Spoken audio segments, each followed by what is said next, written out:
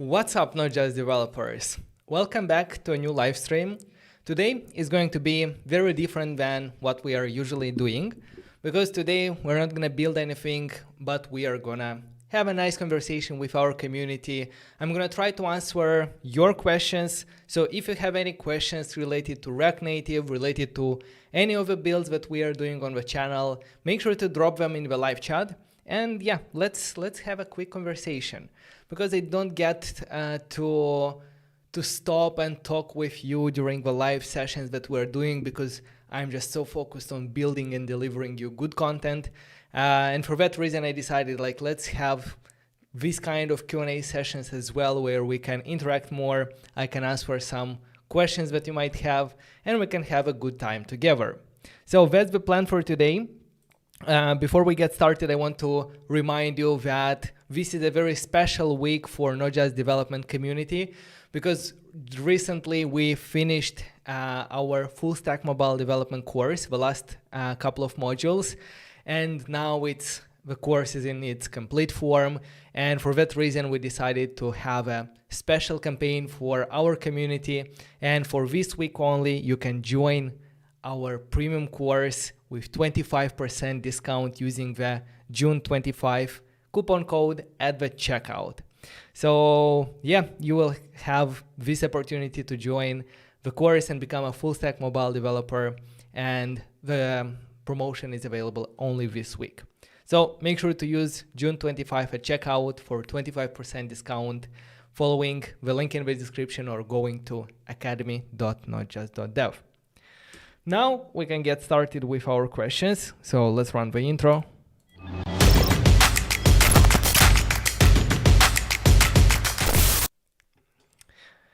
Hi everyone in the chat. How are you doing, guys? Hello, John from India. Hi. Wildune. Hello. From Spain. You're also from Spain.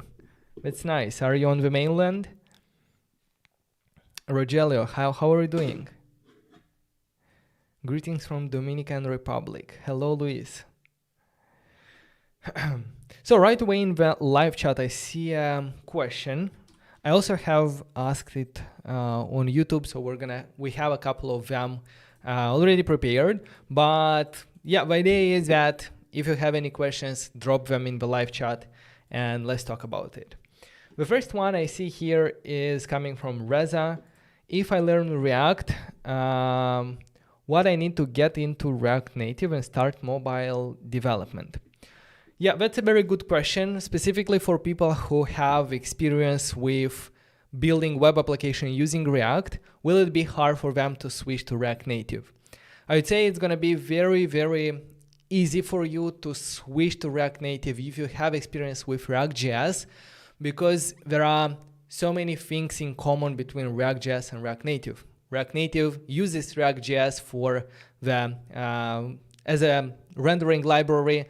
So at the end of the day, we are still using React.js features. The only difference that we have between React.js and React Native is the actual components that we are rendering. So here is the biggest difference, because on web, we are using web primitive elements like a div, span, p, a for links, and so on. On mobile, we don't have that. On mobile, we have kind of alternatives. For example, a div from the web is an actual view on the mobile side.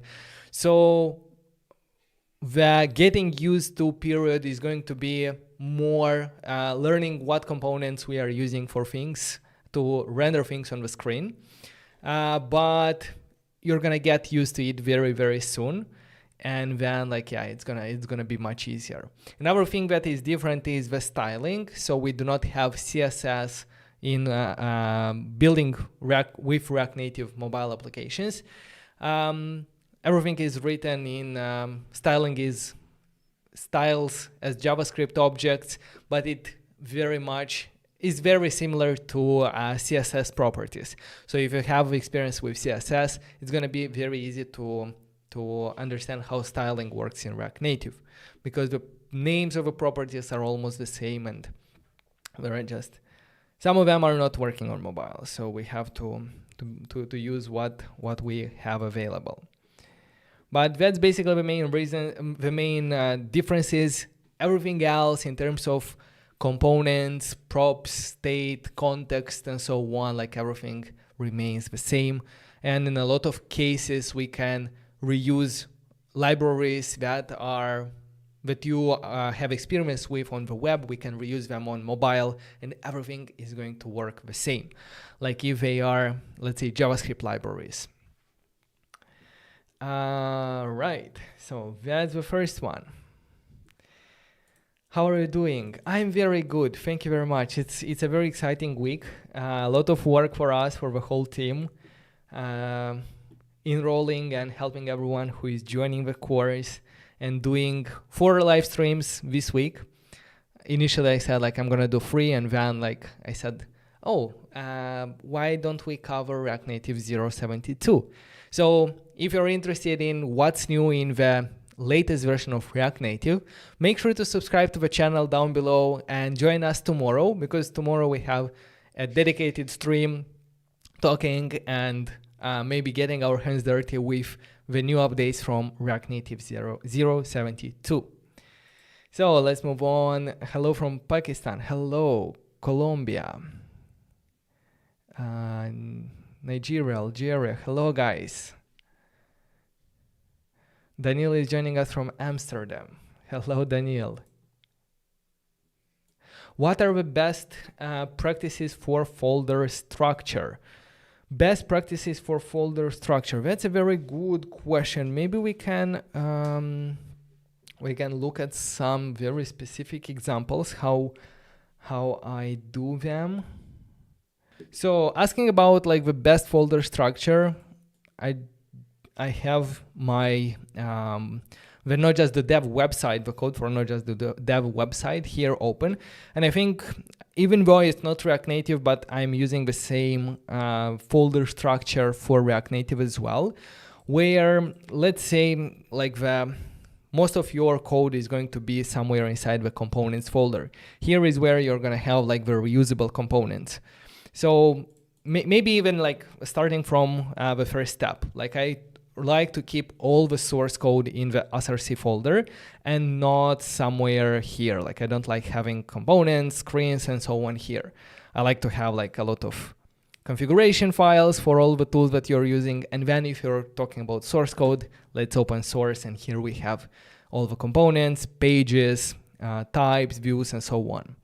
So then if we're talking about components, I tend to always create a folder for every single component, even though sometimes I just create files, because at the end of the day, like it's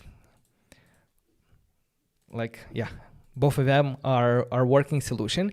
But why do I prefer folders? I prefer folders because I can split up the button into multiple, like I can split up one single component into multiple files. For example, I can split the rendering part from the styling part. And here is CSS, but in React Native, you're gonna have like a style sheet, and that's basically the same. So you can do that if you have like a folder, and you can split it up like this. Another thing that might be interesting is this index.ts file. And basically I have this index.ts file in every single folder, and it only contains one line. And what it does, it basically re-exports the actual component that we have here. And you might be thinking like, why do I have the index and also the component code? Because I can just copy everything from the component and just put it in index, and that's it. The problem with that is if you always work with index files, if you have a lot of them opened, like it's going to be very hard to understand, okay, this is index.ts, it's coming from homepage, this is index, is coming from button. So you can see that it's really hard to continue working on this application when every file that you're working in is an index.ts or something like that.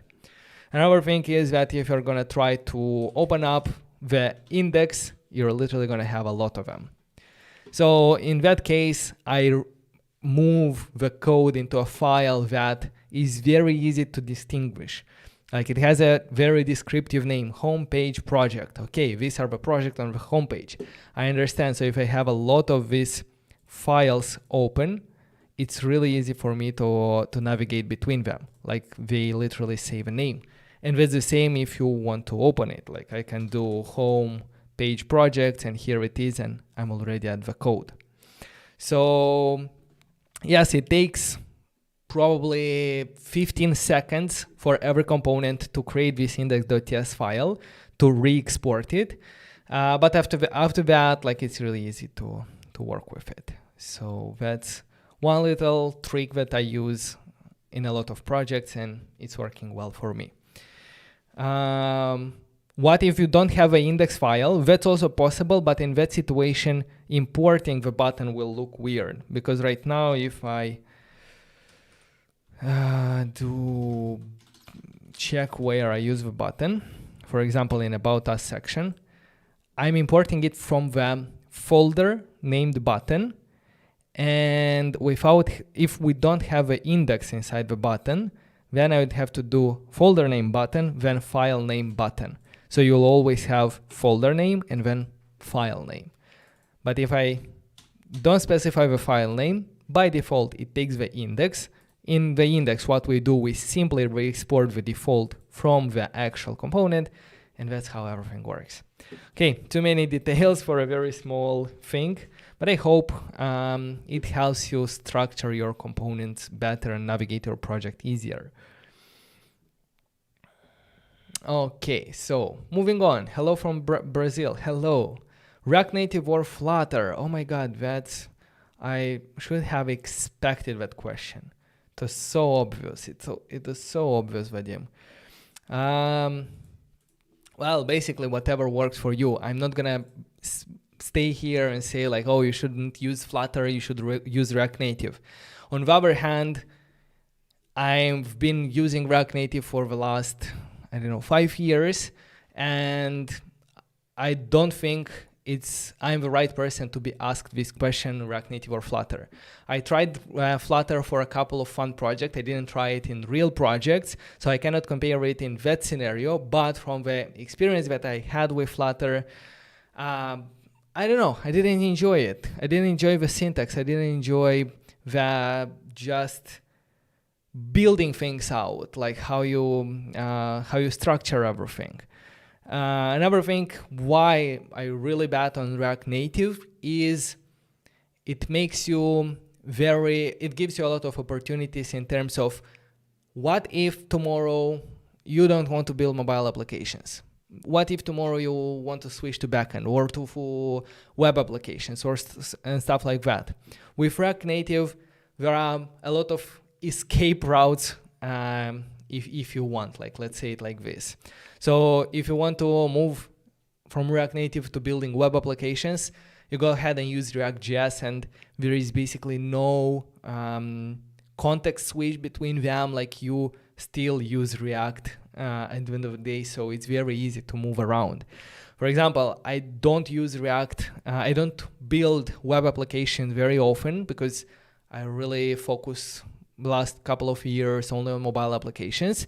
But for the notjust.dev website is a web application built with Next.js, and I didn't have any problems applying my knowledge that I have from React Native to building our website. And that's really powerful. Like it makes you not depend on a specific technology. Moreover, React Native is using JavaScript. So knowing JavaScript for you is going to be easy to even go to the backend and write Node.js and so on, which you cannot say about Dart and the other technologies out there. So that's why I bet on React Native. That's why I've been using it.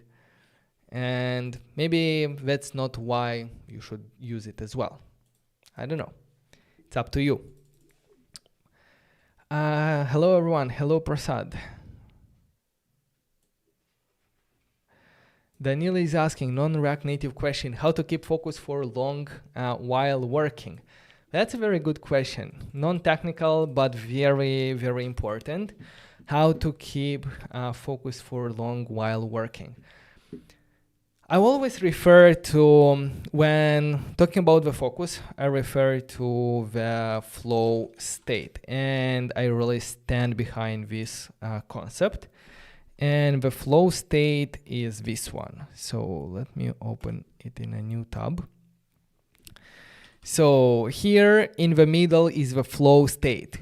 The flow state is basically whenever you are doing something and after a couple of hours, you're like, oh my God, like I didn't realize that 3 hours passed. Like you are not checking the hour, you're not checking the clock, you're not, you don't have a feeling of stopping, like you're just going. Like it's fun for you, it's enjoyable, it's challenging at the same time. So yeah, that's basically the flow state. How do we keep in the flow state? Well, basically it's a formula of skill level and challenge level. If you are working on something that is very challenging, it's somewhere here and your skill is low, in that case, that work is going to give you anxiety because it's just too complicated. You do not see any progress. You feel stuck. You feel blocked. And in that situation, you're going to abandon it because it's anxious. So when you start, you're doing like easy stuff. It's still interesting for you because it's new, like you haven't done it in a while. But if you continue doing the same level of work for a long period of time, your skill level will increase. And then you're going to get into this boredom triangle. So now what you're doing, what once was very new and exciting, at the moment is boring and not fulfilling. Like you're just doing it on automation. You're not even thinking, like it's not challenging enough. So you get bored, you start scrolling TikTok, social media, and so on. So at that moment, like what you have to do is basically increase the challenge, increase the difficulty of the work or the task that you are working in order to continue being in that challenge, in that flow state. So doing that, you basically always continue to increase your skill level by increasing the complexity of your work and keeping into this flow level. So that's also how you basically grow, and it also helps you stay focused. Like if you basically enjoy what you're doing and you are able to get into this flow state where you're just doing stuff, it's very easy to continue doing it. For example, for me, when I prepare for our project-based live streams, or even the whole process of doing this live stream, even during the live, even preparing them, like in that moment I get into the flow state. I don't realize how time passes and I just continue doing it. And then like, oh my God, like it's already free and I have to go live and I'm still like having so much fun preparing it. So yeah, and when we go live, people are asking me like, how can I do it for 4 hours? But I don't feel the time, how it passes. Like it's just so enjoyable. But if I keep doing the same thing over and over again, like I have a risk of going into the boredom. So that's why I always try new libraries. I always try new things, new concepts. I learn something new with every single tutorial that I do. Hopefully that answers the question. I'm not sure if I keep up with the questions because I'm still a little bit behind, but let's keep going a bit. So dealing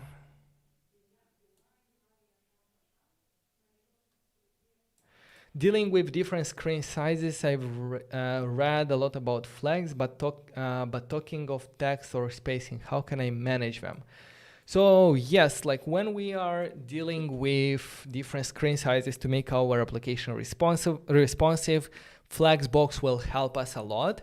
With Flexbox, we can basically rearrange stuff based on dynamic properties. Like if it fits, we can have a grid that will display on mobile phones like as a 1 column. If you're looking at it from an iPad, it's going to be 2 columns. If you're looking from a TV or something like that is going to be 3 or 4 columns, and everything can be done with simple flexbox, with setting, I don't know, minimum and maximum sizes of your specific containers. For example, you want to say that, okay, my post, I don't want it to be more than 500 pixels because on big screens it's not going to look very nice. When it comes to spacing, with spacing as well, you can work with Flexbox if we're talking about spacing between things. If we're talking about spacing like padding and margin and so on, one way would be to manually like check dimensions, have some breaking points, and have different values for spacings. So you can have space. You can create like your own system out of this, and that's also like for fonts as well. Like depending on screen size, you can have different font sizes. So on a small screen, you can have your headings to be 20 pixels. On big screens, you can have them to be 40 pixels. If you're asking about libraries, I cannot really recommend you a lot in this direction, but I can look into it. Where are we?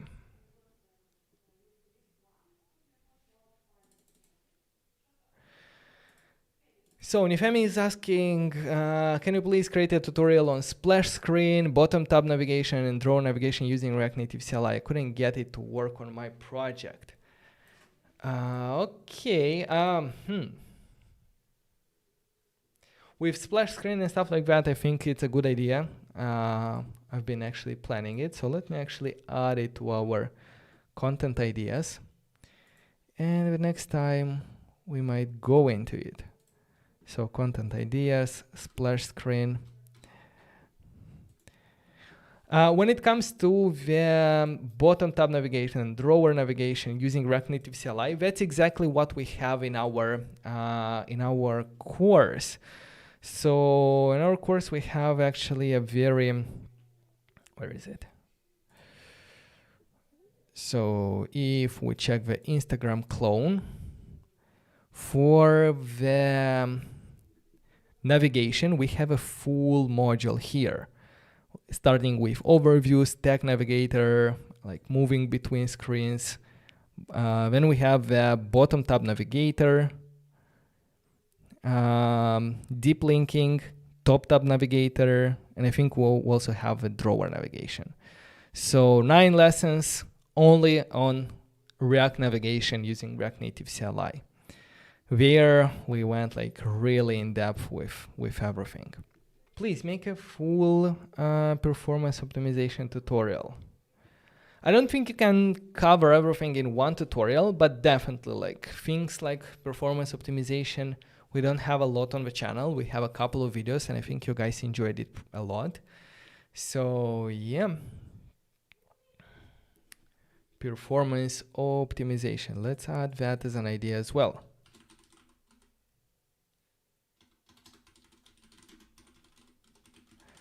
I should do more of these live sessions because I get a lot of ideas from you.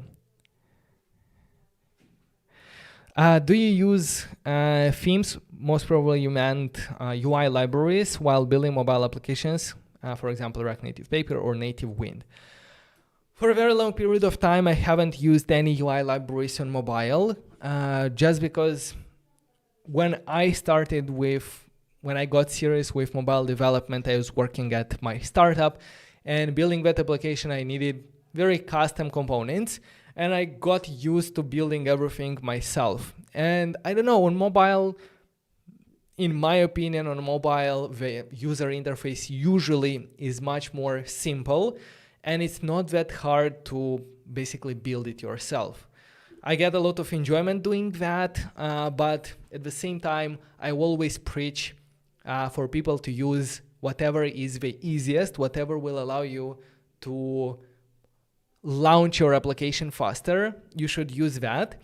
And more recently, I started using like React Native Paper for some tutorials in order not to have to implement some inputs and so on. And I think it's fine. I think it's really powerful, and can help you speed up the process of building to get to the market faster, and also at the same time keep your user interface consistent, which is very challenging, to be honest. Like building everything yourself, like you're gonna end up having like a button with round corners, a button with square corners. Like if you don't have a proper system in place of having reusable components, like a reusable button, reusable input, but even then, like you're gonna have like, oh, I have an input, but then I have a search input.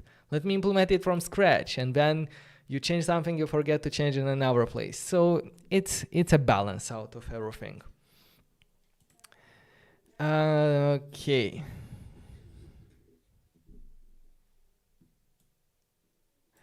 Building a journal type application, would you suggest using Expo Router or just React Native navigation? After working for the last probably 4 or 5 projects with Expo Router, I ended up really loving working with React, with Expo Router. Again, just because it simplifies a lot of things. So if previously, every time you had to create a screen, you had to take a couple of steps, even if they are small, you had to remember them and, for example, create the screen somewhere in your source folder. Then think about in what navigator you want to put the screen. Find that navigator in the navigation folder, add that screen to, for example, a stack navigator, update the types of that stack navigator to include the new screens with all its options.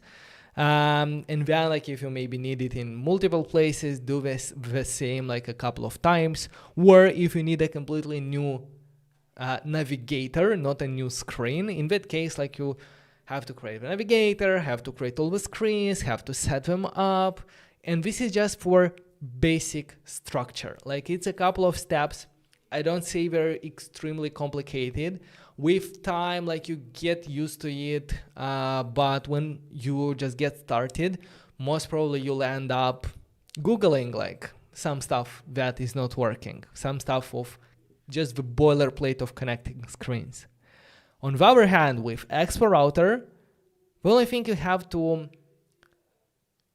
to understand how it works once, invest a little bit of time, and most probably you're gonna understand it like playing with it for an hour. And after you understand how it works, like after that, it's super easy. Like you need a screen, you create a file, everything else is complete. Like all you have to do to create a new screen in your application is create a file in the right place. Yes, it takes a little bit of time to understand how to structure everything. I saw that some people are still struggling with structuring and nesting and some trivial things, but it's only gonna get better from here. This is a new library, and all of these confusions will be solved with 2 things. Like, as we move on, more people will start using it. There will be more resources out there. You can check out our blog. Maybe we will write something about it. There will be more resources. There will be better documentation, and there will be improvements in the Expo Router 2, Expo Router 3, and so on. So it's already very good for production applications. Like, yeah, I totally recommend it. And in July, actually, I haven't announced it yet, but in July, I'm gonna work on a, let's say, production application, and I'm like 99% sure like I'm gonna use Expo Router for that.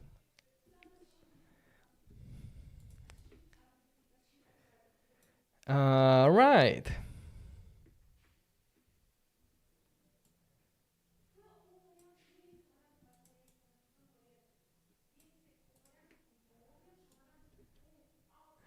Daran is saying, your React Native courses are the best on this platform. I love that you use the latest tech, such as Expo routers and TypeScript. Thank you very much. Really appreciate your support. Okay.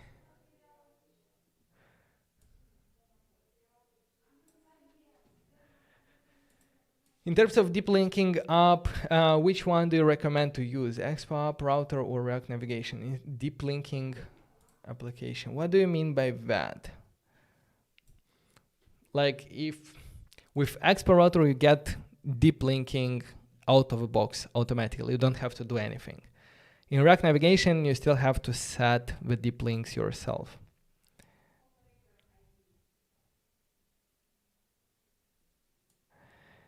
Darren is saying, I'm halfway through my first course and saw that you are live streaming, so here I am. Yay, that's so nice. Which one are you doing right now?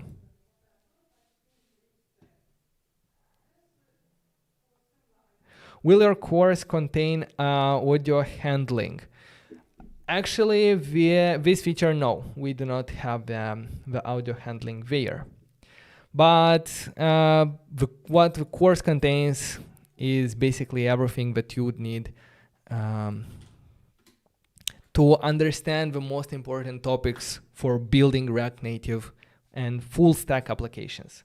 I'll say full stack because probably more than 50% of a course is actually teaching you not necessarily React Native, but how to build full stack applications. And here I'm talking about backend. I know that backend is such a complicated topic for a lot of people, and that's why we dedicated a lot of time to it.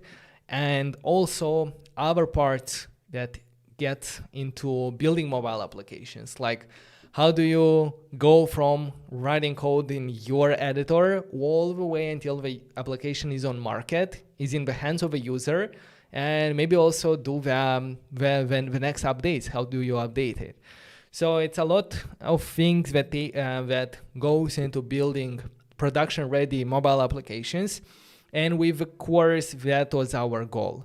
Like when it comes to YouTube tutorials, I cannot call the YouTube tutorials like production ready because we are only scratching the surface with YouTube tutorials. I'm only showing you the main parts, the main concepts. For example, if we're building an Instagram clone on YouTube, then I'm gonna show you like how to build the feed and maybe how to upload the posts. But you realize that it's almost impossible to build an Instagram clone in a couple of hours. And if you do think that it's possible to do that, I'm gonna say no, that's not possible. There are hundreds and thousands of developers that have been working on this application for the last 10 years or even more, and expecting that we can do that in a couple of hours, like it's not very smart. So yeah, on YouTube, we focus only on the surface. In the course, like I really went above and beyond to cover as much as possible from the process of building end-to-end mobile applications. So the Instagram clone, like if you scroll down to the tech stack, not to the tech stack, to the course content, here you can see like just a couple of topics that we teach in the course. Like when it comes to the React Native, like to the building beautiful user interfaces, we have a separate module for that. Then we have a separate module for the navigation.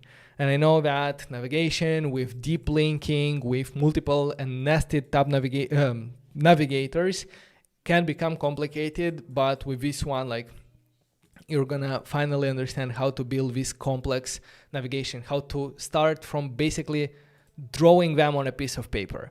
Because if we look at some of these videos, I don't remember like where we have, like basically how I explain it to you like is with diagrams, with how everything works behind the scenes. So you will be able to replicate this in any of your project. It also uses TypeScript. And yeah, this project will prepare you with the latest technologies. Then like starting from with module 5, like we're getting into AWS Amplify. And all of the important topics when it comes to the backend, like authentication, API, storage, and so on. They are separate modules, and you can see like just how much content we have. Like if we look at the categories for the API, let's say, that got how much? 15 pages, 15 lessons. And all of these lessons, like they are quite big. Like I can probably open some random one and you'll see like just, it's 1 hour, just that one. So yeah, as you can understand, like here we really go into depth.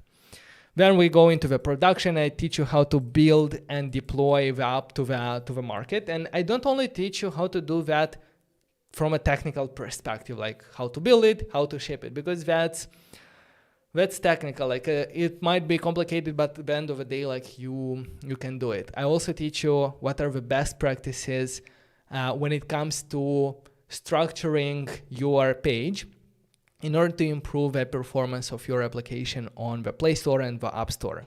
This is called ASO, and not a lot of people are teaching that in their courses. We have a specific module which is quite advanced. This is the following system, and in this module I teach you how to build a basically production ready following system for your application. So I can show you a couple of things if you are interested in that. But yeah, like what we are doing is we are implementing all of this system that will generate feeds, will automatically push content to people's feeds and so on. So this is quite advanced. Like this stuff, I think I only learned it when I was working at Amazon. I was also having something to do with recommendation. So it's a topic that it's up here. The notification system, and finally testing your application with unit test, components, snapshot, and mocking, and all the good stuff. We also have a very separate course, a separate project in this course that you'll also have access to.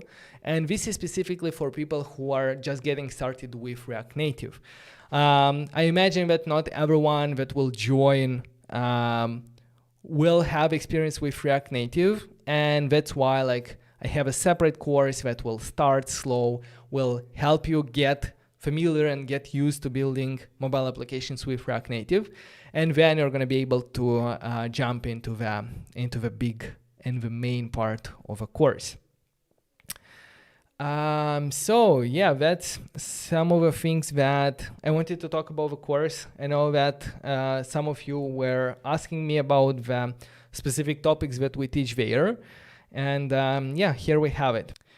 So what I wanted to show you before we cover other questions from the live chat, because I see a couple of them, I wanted to show you a couple of questions and answers that I had a chance to talk with some of our students, and I managed to ask them a couple of questions about what was their experience with the course, and I think you might be interested as well. So let's have a look at that, and we're going to be back with questions from the live chat. What would you say to someone who is still thinking about joining or not joining the course? Well, many people, especially the young ones, right? They want to probably be their own bosses. They want to be entrepreneurs, etc. If you really have an idea, especially in the mobile app development, by dedicating some time and effort by following your course, they could possibly land that 6-figure job at a top organization. I honestly think, strictly in terms of value, you giving for that. I mean, I got the most expensive one because I really wanted to have the kind of one-to-one sessions or group sessions, which you don't find on YouTube anyways. And then you have you giving 12 group sessions. If you divide the price by that, you're already thinking like, what? If you go on Fiverr, you spend more. I'd say definitely join if you've got the money. It is a bit expensive compared to like Udemy courses, but it did teach me things I can't find anywhere else. I would say that if you truly have a passion for mobile development, if you truly want to learn and take your skills to the next level, you have to invest in yourself, and you have to invest in notJust.Dev, because they provide quality content and they help you every step of the way. What was I don't know, the best module or the best takeaway out of a course? Maybe something that initially felt like that it was very complicated, and after that, oh, not that complicated. I think everything, to be honest. Like when I started, I think like your video, 30 minutes video, took me 4 hours to finish. Yeah. Because I'm writing, wait, let me copy paste. Wait. I didn't really know what I was doing, but I think by repetition, at some point, you master at least the syntax, so you know what you're writing, and then slowly you start understanding. Yes, now I know the sentence, but what does it really mean? If I change this, that happened. So I think now I'm able to look from a high perspective and understand it. Before I was much more into the sentence by sentence, like line by line. But now I can look at the code, definitely much quicker, understand what's happening and why it's happening. What I like is that you simplify the most complex concepts and you make it really, really easy, which is really phenomenal, man. I like the way you teach. Maybe it is scripted, but it looks like it's unscripted, the way you just solve problems on the fly. So it's like reality TV.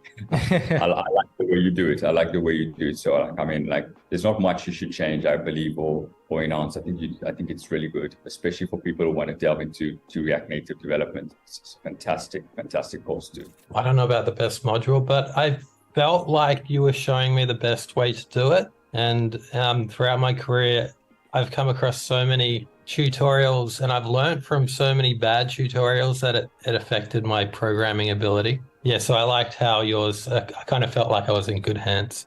So right now, I am working on 2 projects, thanks to your help, thanks to your videos, thanks to your course. I'd say I'm about 75% done, or 70%, because I got to do the back end, and then I just got to deploy it. Your content on YouTube and the Academy has been my go-to resource in helping me become better, at what I'm trying to do and become. So it's been a lot of help. So you've been watching some of the content from YouTube. What made you decide to join the course, knowing that there are some tutorials on YouTube?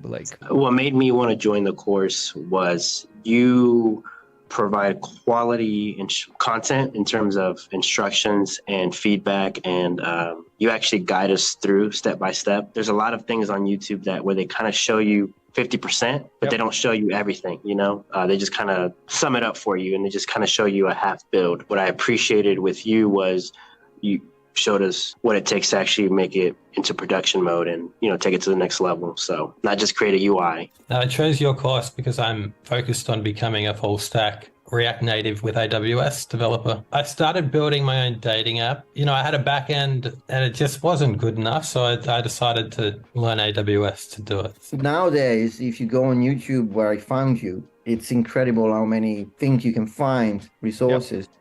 What I realized, there is a lot of build your app in one video.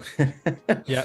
And that's not, it's a very good first, I think, kind of broad look at what an app should look like. But then when you start building it, you realize that, it's impossible to do something in 4 hours. That's why the course has, I think, more than 50 hours. Yes, I didn't realize. But when I follow one of your things, I follow many different people, but then I think yours was, for what I needed, was what perfect. And also you explained very clearly. So I started with that. And then I saw you had a course, and I'm like, just give it a go and see how it is. And then I realized, all right, I need to do much more than I thought. But at the same time, I find myself now coding without YouTube. I'm not watching videos anymore. Yes, I do. Obviously I go on Google and search for things and whatever, but I find myself writing and I know what I'm doing. And then it all happened in about 3 months, maybe 2-3 months. 3 months. That's impressive.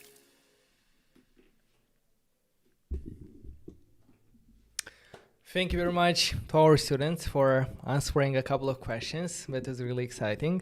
And for everyone else, I want to remind you that only this week we have a discount for our premium course where you can learn to become a full stack mobile developer, and you can enroll using the promo code June25 for 25% discount at the checkout. Now back to our Is this actual live video? Yes, this is live. What I showed you, it was a pre-recorded video with our students that I asked them a couple of questions. But this is live. We are here. Jonathan is asking, which is best, Expo or React Native CLI? That's another question that we answer quite often on this channel, and probably I should do a frequently asked questions on the channel, something like that. But basically, when it comes to React Native CLI or Expo, nowadays the decision is much easier. Nowadays, you start with Expo. Doesn't matter what application you're building, just go with Expo, and in 99.9% of the cases, you're gonna be right. In the past, in a couple of years ago, maybe 3-4 years ago, when you started building a React Native application, you had to make a hard choice to go with React Native CLI or to go with Expo.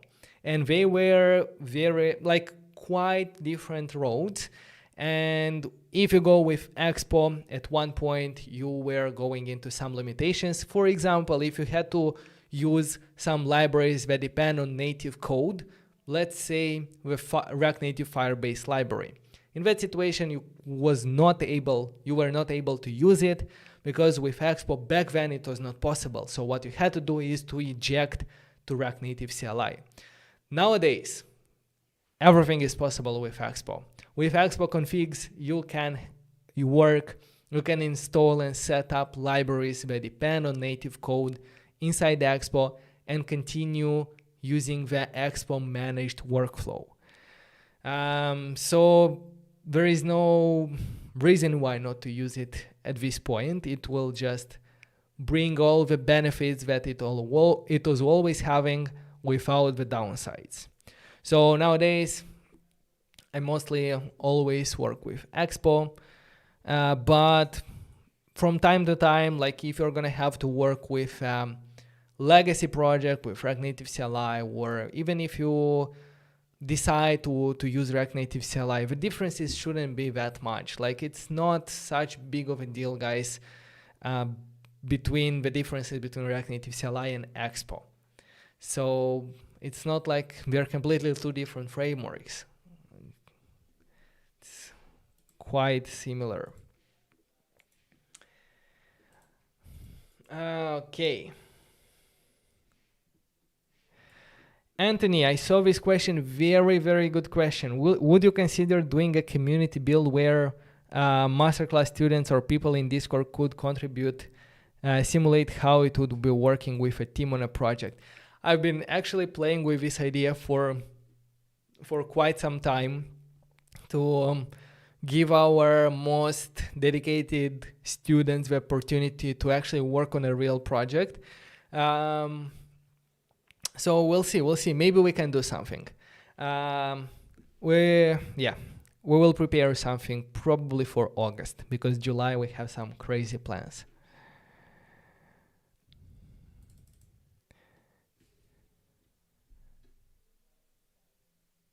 Why AWS and not Firebase? Why AWS and not Firebase?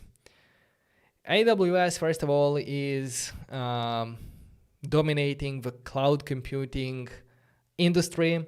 So I found out that there are so much more opportunities out there if you have AWS, if you have experience with AWS, and also if you are AWS certified. So for small projects and for, let's say, for projects, like let's say if you're building a project and you want to launch an application and you have some experience with Firebase, totally go ahead and use Firebase. Maybe it's even going to be easier for you at the beginning. However, if you are building applications with a goal of learning and putting yourself in the best position for the future, either if you're going to have to get a job somewhere, or if your application will outgrow your current scale and you'd have to scale up to meet new demands. Like in any case, like if you're looking to grow, I do believe that with AWS it's going to open for you so many more doors. Though it's quite technical, so I do believe that it's not for everyone. If you solely want to focus on front end, then don't even give a damn about AWS. If you want to be an indie developer and basically with your own powers be able to build and deploy everything, you can give it a try. Specifically, AWS Amplify makes it a lot more easier to get started with AWS. And yeah, if you are more inclined to the backend, to the DevOps, to the servers architecture and so on, definitely give it a try. Like it's so powerful. Like almost every startups and companies out there are using AWS, so it's gonna be easy for you to find something with it. So you're saying one cannot scale with Firebase if a situation arises. Here we're talking about like huge scale. Like most probably the projects and applications that we are talking about, they will be perfectly fine with Firebase. We will, in like 90% of the projects that we are building, even running our Node.js server on a Raspberry Pi will be fine. But we are developers and we always think we are over optimizing everything. And that's such a big issue when your focus is on launching something and building something real for users. Because we're always in the over optimization phase. We're always trying to do it better, trying to do it faster, trying to optimize that, trying to make it more scalable. Then we launch the application and guess what? Nobody is using it because we haven't done some other important stuff that was necessary. So here I'm talking mostly from the perspective of building like startups, building applications for users. And in that case, like take it with a grain of salt, all the performance and scalability. Because if you get into those problems, like you're gonna be in a very good position, and at that point, like you'll be in another position to take those decisions. Is React not enough for full stack development? Is React Native mandatory to learn? Rahul, so the thing is that with React you are building web applications. You can build full stack web applications that are running in the browser. With React Native, you are building mobile applications that are natively running on the iOS and Android devices. So that's the only difference. Like if you want to build web applications, go with React. Mobile applications, React Native.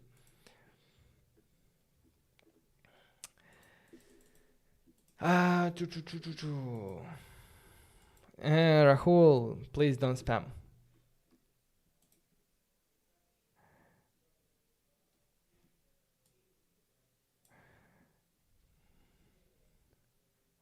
Let's see something else.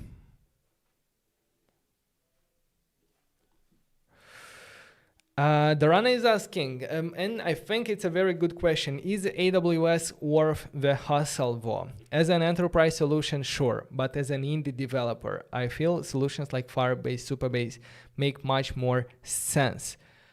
Okay, so I tend to agree with your take here, Darana. Like, I will always encourage people to go for them. To find like the easy route, to find the shortcuts, because everything is hard by default. We need to make sure that we are choosing the easy path. And for indie developers, that the only goal is to launch something, validate it, test it until you get to product market fit and maybe even grow it. But it doesn't mean that your application is going to grow to, I don't know, the scale of Twitter. That's totally right. Like, probably it doesn't make sense to go super in depth with AWS. Maybe like SaaS solutions like Firebase, Supabase, nhost, things like that will help you move much faster because they will handle a lot of things for you. Yeah. AWS is only,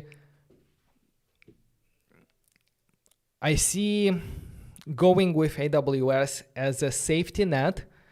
Basically, if you're an indie developer and you're building your own application, going with AWS, you will learn a ton doing that. And if something is not working with your application and you decide to go back to corporate, in that case, having experience with AWS will put you in a completely different position compared to having experience with Firebase or Supabase. Because there are just so many more companies built on top of AWS. I built my previous startup on AWS. After working with it for a year, like it was still like so complicated, like everything. It's just so much information and so many services out there. Not because someone is specifically trying to make it more complicated, just because of vast majority of customers that AWS is serving. It's serving all the way, like starting from indie developers building like applications used by their families, all the way to big corporations, governments, and even space exploration companies, where you can literally rent a satellite, like a ground satellite on AWS. If you are a company and you want to send a satellite in the space and you don't have a ground satellites, you can rent them from AWS. Like, it's crazy what's possible with AWS. Basically, anything and everything is possible to do there. So that's why it's so powerful. That's why it's so complicated. That's why it's so many things. And what I did to get better at it is I decided to go for the AWS certifications. I closed myself in my room for, I think, around a month, and I studied almost full time for the certifications, and I did all three at the same time: the developer, DevOps, and the solution architect. And it was an experience that probably put me way ahead in the game. I learned so many things. Like, yes, I had already 2 years experience working like practically with it, but learning also the theory side like made everything click, and everything made sense. Then I went to work at Amazon, and surprisingly enough, Amazon is not sure if I can say that. But yes, I've been using AWS, building a project like from ground up when I was working at Amazon. And I used my experience to architect and design and do everything myself. And even though I was there as an intern, they said like they don't even expect like the third level of developers there to do that. So it was quite, it served me good in my career, AWS, and that's why I'm trying to teach others as well. Whew, all right. And talking with our students at Academy, some of the feedback that I've got is that specifically about AWS, because there are so much content out there with Firebase and almost no content with AWS. So they thanked me because they learned AWS together with our course, and then they've got a job. It was much easier for them to get opportunities. She was asking, I have experience working as a React developer. I have tried my hands on React Native as well. What should I learn to go into the same or front-end direction? I think like for experience of React development, for you it would be quite easy to get into React Native. As I said in the beginning, like there are so much overlap in terms of knowledge between React Native and React.js. So the only thing that you're gonna learn is the specifics of mobile applications, like what are the components that we are using, the styling, and maybe mobile specific APIs. Like this is completely different than mobile. On mobile than on web. On mobile we have APIs like Bluetooth or camera or location, even like sensors like gyroscope and so on. So yeah, you're just gonna have to understand like what available, what do you have available out there to work with, and then just give it a try. And the best way to do it is by building actual projects. So I was thinking that it's going to be a short live stream, like 30-40 minutes, but we are already 1 hour in and the questions are still coming. So let's do it until, let's go for 5 or 10 more minutes. I'm going to cover a couple of more questions. It's really fun doing this. Maybe we should do it more often.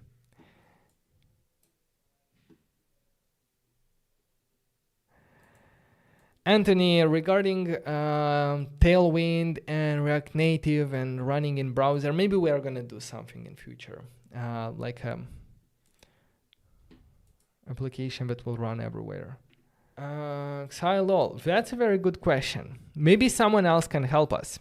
So he's asking, I'm currently a senior React Native developer, but I'm part when interviewing for a lead role. If you would interview someone for a lead role, what 3-4 questions would you ask them and why? That's very challenging. Like I haven't hired for a lead role, so let's see. Like what maybe someone from the live chat has experience with that, and they can share some of the questions that maybe they've received when applying for a lead role. I think for a lead role, like it's really important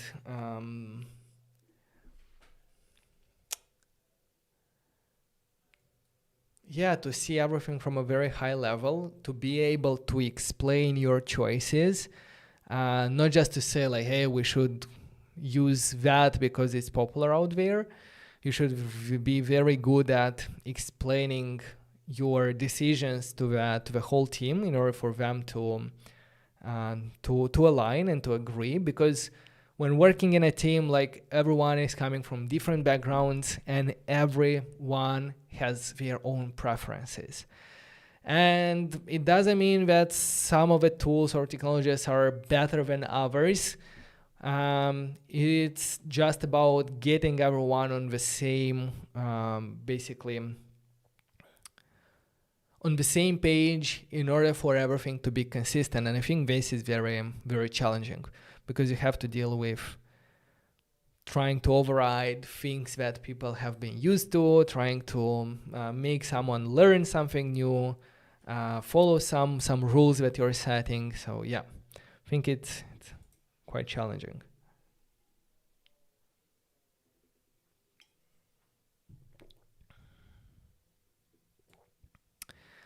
How much native development we should know in order to become a good React Native developer?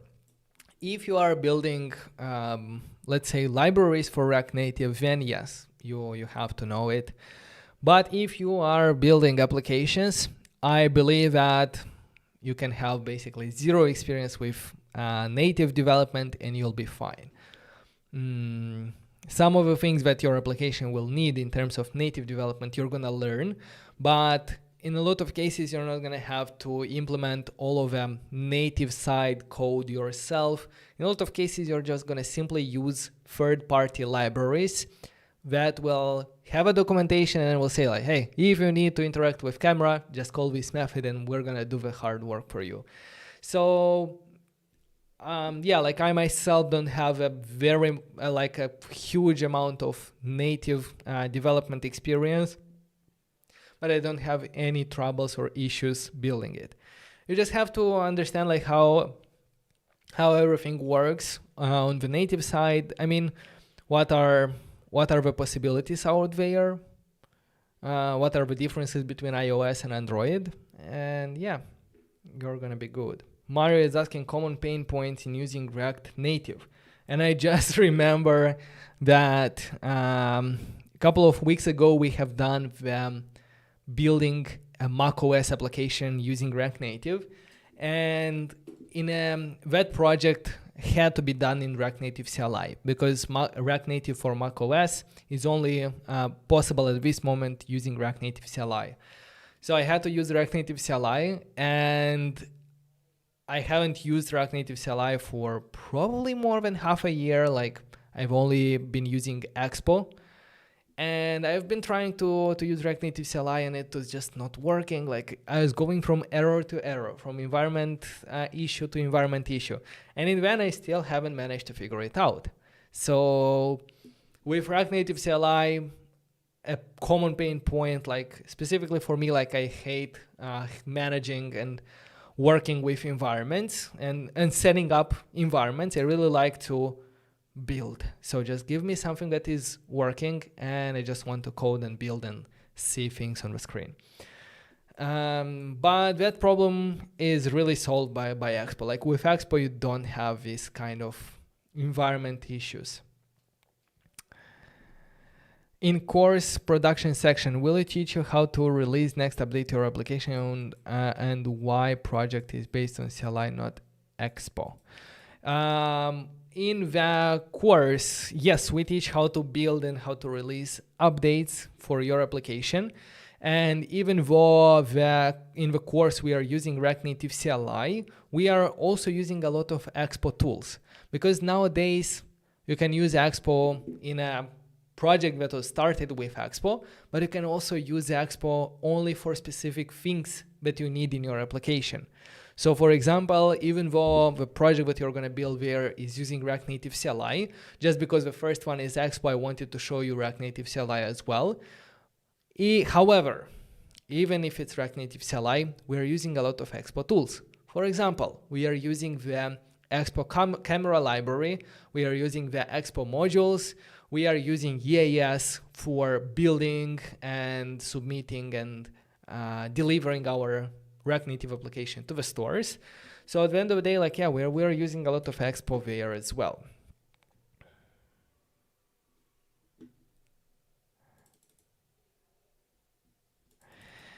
Another question, but love your content. I've been watching it since last month. Very helpful on my current journey. Looking forward on your review on React Native 72. Yes, join me tomorrow for that video as well. And also make sure to subscribe to our newsletter, because these updates I will always cover in our newsletter. Every time like we have an update to React Native version, to Expo version, some new exciting libraries, I write a new issue. So what you can do is go to notjust.dev, and if you scroll down, you should see notjust.dev newsletter, and you can join our 34,000 developers to stay ahead of the game. First time on your live stream, learn so much. Keep rocking with him. Thank you very much. It looks like you guys are enjoying this kind of Q&A sessions. Should we do it once a month? Will you join? Will you have questions? So I think that's longer than I anticipated. I still have a lot of work to do. I still have a lot of new students on our academy to meet and greet. And the only thing that I wanted to say is that don't forget we have a flash sale only this week. By the end of June, it's gone. And using the June 25 coupon code at the checkout, you get 25% off for joining our courses. And you can do that at academy.notjust.dev. That was our Q&A session. Thank you very much for joining. This week is a special week. We prepared a lot of content for you. So if you are interested, check out the page, press notify me for every project. Tomorrow, what we're doing is we are covering the new updates coming to React Native 0.72. So make sure to subscribe to the channel, turn on the notification bell, not to miss that one. And finally, I want to remind you that also during this week, we are running a giveaway.